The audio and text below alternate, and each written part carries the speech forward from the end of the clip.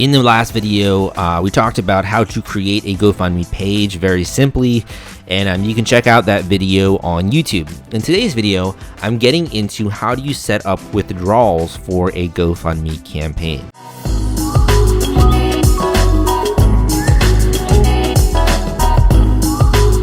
It's very simple. First of all, you have to have your campaign created already. So once you have your campaign created, then you can go into the dashboard here and you can click this withdrawals button. You click that withdrawals button and it will take you to the page that will tell you a little bit more about withdrawals. So the first thing I want to sort of stress here is that you got to set these up quickly, guys. If you have your first donation already, make sure you set up withdrawals within 30 days. Otherwise, your donations will be paused. In addition, if you don't set it up within 90 days, all donations are going to be refunded. So it's very important. Set up withdrawals after you get your first donation.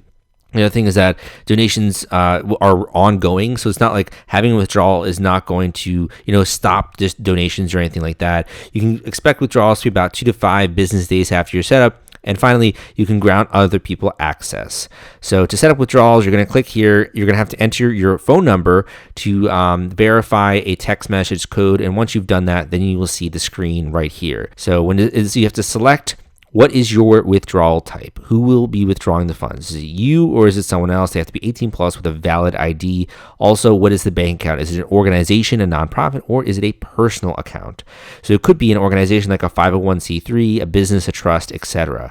So this is if you're doing a personal, you just click personal and you click next. This is the part of the process where a lot of the times GoFundMe has gotten flack in the news because they haven't been super good when it comes to cutting down like scam-oriented related campaigns. So you're going to have to verify all of this information. You're going to have to get into the last 4 digits of your social security, your month of birth, your country code for your phone number, state, address, all this kind of stuff. Basically, the things that you need to verify who you are, and you're going to enter all this information. After you have entered and verified your personal identity information, you then are going to connect a bank account. Now, if you've ever done like online payments, it's very similar to this. You're connecting your bank account to PayPal. Basically, take out a check that you have and you can see 2 numbers. You have the routing number for your check and you have the account number. The routing number is specific to your bank. The account number is specific to the checking or the savings account where the funds are going to go into. You're going to enter your routing number and your account number, enter your bank name, and then you'll choose the account. Is it savings or checking? And then that is how you will connect this to your GoFundMe fundraising page so you can then get donations deposited into your bank account. This is how you connect your bank account with GoFundMe. You can get regular deposits. And again, you can raise money for a lot of different things on GoFundMe, from emergencies to education. But I have a really great resource I want to share with you. So in my findings, I've done a lot of work with GoFundMe. And basically, I've written this book called Crowdfunding Personal Expenses.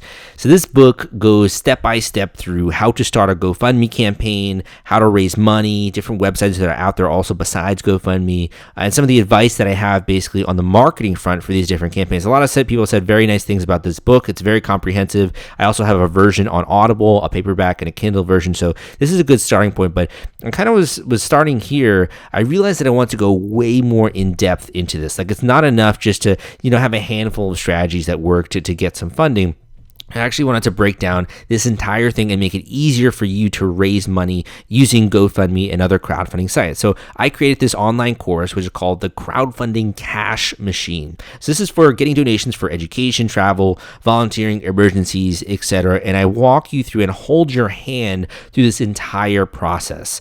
If you like some of my other YouTube videos out there on crowdfunding personal expenses, you're going to love this course. A lot of people said very nice things about it again. And basically, what I wanted to do here was, number one, I wanted to give you actionable training modules. So things like what actually is responsible for someone to whip out their credit card and to support your campaign on GoFundMe. How do people actually discover these campaigns? Why is it that you will get donations? And how do you get your campaign out there in front of strangers to support your campaign? How do you get them to support the project that you put out there online? What are some of those triggers, if you will, you have to hit, and the foundations to a campaign that actually goes beyond the average one and raises money? I also share some tools to automate this process, make it so much simpler. You don't have to spend a lot of time becoming a fundraising pro. And so one of the other things that I've included that people have really liked when it comes to this course is I include fundraising email templates. So you can just copy and paste. You can send these out to your friends and family. Really easy to get started. I have a complete fundraising checklist,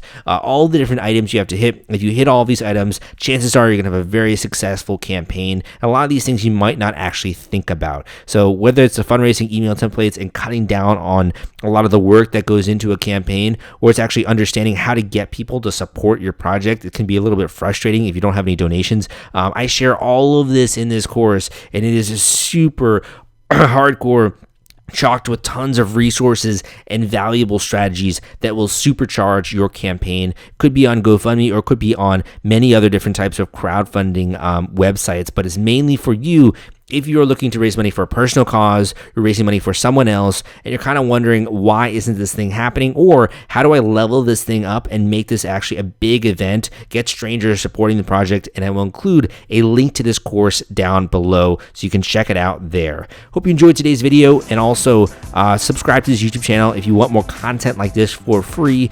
In addition, give me a thumbs up if you like this video, and let me know in the comments down below if you have any questions and I can get them answered for you. But again, my name is Salvador Briggman. Hope you enjoyed today's video, and I will see you next time.